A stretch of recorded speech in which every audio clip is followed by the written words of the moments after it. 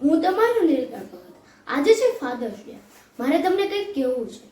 મને ખબર છે તમે તમારા પપ્પા સાથેનો ફોટો વોટ્સએપના સ્ટેટસ પર મૂકી દીધો છે, અને જો ન મૂક્યો હોય તો થોડી વારમાં મૂકી દેશો, કારણ કે આજનો વિડીયો કંઈક અલગ જ છે। આ વિડીયોને લાઈક ન કરો, શેર ન કરો તો કાંઈ વાંધો નહીં, પણ છેલ્લે સુધી જરૂરથી જોજો। માતાઓ વિશે પુસ્તકમાં ખૂબ જ લખેલું છે, પણ પિતા વિશે ખૂબ ઓછી માત્રામાં લખેલું છે। તો આજે હું તમને પિતા વિશે કહીશ। હું શરૂઆત એક સુવિચારથી કરીશ। પિતાની હાજરી સૂરજ જેવી હોય છે। સૂરજ ગરમ જરૂર થાય છે, પણ ના હોય તો અંધારું છવાઈ જાય છે। ભલે જન્મ એમણે નથી આપ્યો, પણ આ જીવન એના વિના અશક્ય છે। બાળકની દરેક જીદને પૂરી કરે છે પપ્પા। આ પપ્પા નામના શબ્દ પાછળ એક મોટો રહસ્ય છુપાયેલો છે। જો હું સાચો હોઉં તો મને સાથ આપે, અને ખોટો હોઉં તો મને સમજાવે છે કે પપ્પા ભૂલ કરું તો મને ખીજાય, અને રાત્રે સૂતી વખતે પ્રેમથી મનાવે છે મને। એના કરતા આ ખંભે બેહાડી મને એના કરતા આ દુનિયા વધુ દેખાડી છે।